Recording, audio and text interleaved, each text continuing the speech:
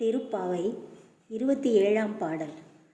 கூடாரை வெல்லும் சீர் கோவிந்தா ஒன்றன்னை பாடி பறை கொண்டே யாம் பெரும் சம்மானம் நாடு புகழும் பரிசினால் நன்றாக சூடகமே தோள்வளையே தோடே செவிப்பூவே சுக்கூடாரை வெல்லும் சீர் கோவிந்தா ஒன்றன்னை பாடி பறை கொண்டு யாம் பெரும் சம்மானம் நாடு புகழும் பரிசினால் நன்றாக சூடகமே தோள்வளையே தோடே செவிப்பூவே பாடகமே என்றனைய பல்கலனும் யாம் அணிவோம் ஆடை உடுப்போம் அதன் பின்னே பார்ச்சோறு மூடனை பெய்து முழங்கை வழிவார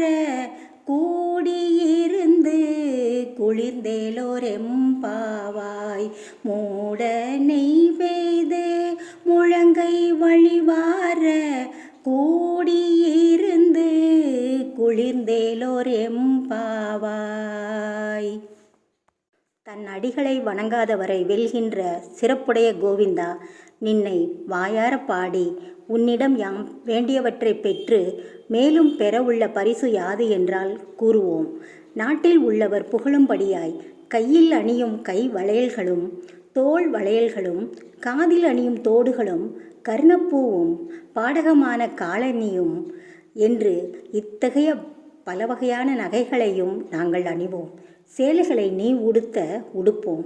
அதன் பின்பு பார்ச்சோறு மூடுமாறு வார்க்கப்பட்ட நெய்யானது முழங்கை வரை வழிந்து வர நீயும் நாங்களுமாய் கூடியிருந்து உண்டு உள்ளம் குளிர்ந்து இருக்க வேண்டும்.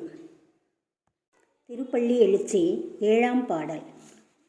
அது பழச்சுவையென அமுதென அரிதர் கரிதென எளிதன அமரரும் அறியார் இது அவன் திருவுரு இவனவன் எனவே எங்களை ஆண்டு கொண்டிங்கு எழுந்தருளும்